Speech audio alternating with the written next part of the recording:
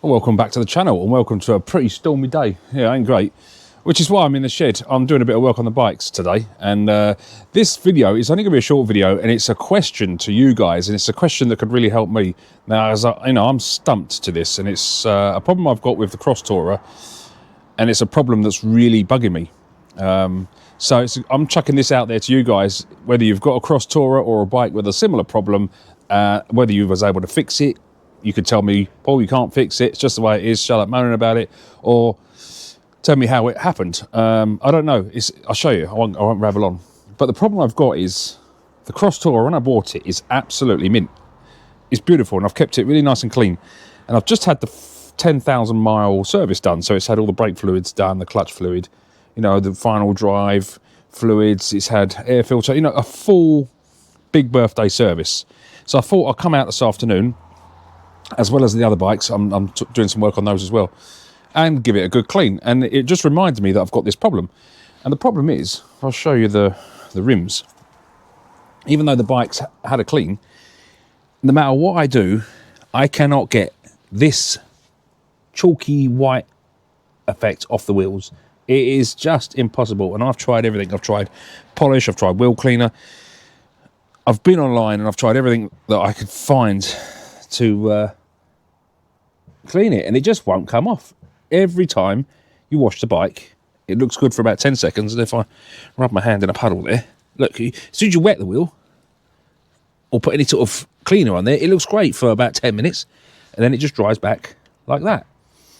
And that's the same on both sides, all the way around the rim. If you come to the back of the bike, it's like on the back as well, it's almost like a white, almost like you put polish on it, and the polish has been left to dry, but it's not polish. I don't know. It's some sort of oxidization that has happened on the paint, and it really, really bugs me because it makes the bike look very untidy when the rest of the bike's so clean. So I'm asking you guys, if you've ever seen this before, what is it? And if you've ever dealt with it and fixed it, how did you fix it? Or have I got to have the wheels repainted? Because I don't want to leave it like that, because it really does annoy me.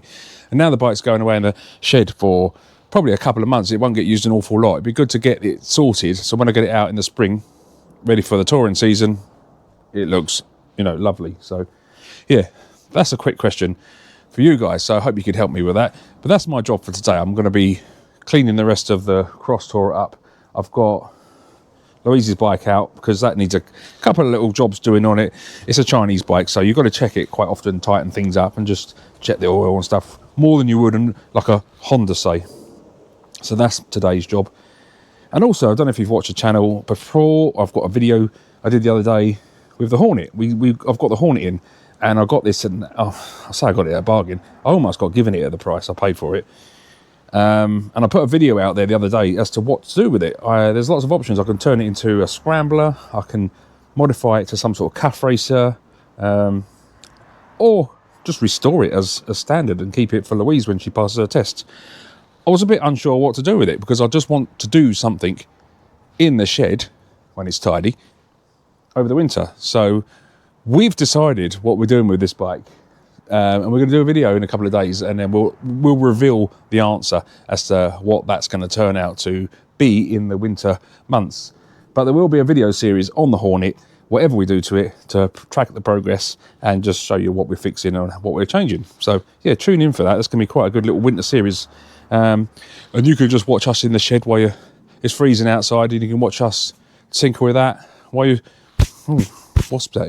while you're tucked up in the warm in the winter. So yeah, don't forget to subscribe and hit that notification button, because there will be lots of videos of that Hornet coming up, and it's going to be quite an exciting project. And that, while we're on the subject of subscribers, I just want to thank every single person that's watched our video and hit that subscribe button, because it means the world to us. We've only just started this channel, and I know we're in quite a small niche, so to have all you guys watch our videos, hit that subscribe button, means an awful lot to us. It really, really does. And we're nearly at 1,000 subscribers, and it would be great if we could tip over that mark and really start to grow this channel and have it as a small community. You know, we're doing things like the Honda Hornet over here, and we're doing that because it's, you know, we want to do it. It's fun. We're also doing it for your entertainment. So yeah, Thank you for watching our videos, and yeah, if you haven't hit the subscribe button already, please do so, and that will notify you when more and more videos come up. But yeah, no, we're blown away by the support we've had on YouTube already, so yeah, thanks everyone. But anyway, I'm going to get back to cleaning up my shed, because as you can see, it's an absolute tip. I've got stuff everywhere, so I need to clean this up a little bit, get the work done on these bikes, and hopefully it doesn't get dark too soon. But I won't ramble on. Hope you're all having a great Saturday, and we'll see you in the next video. Cheers.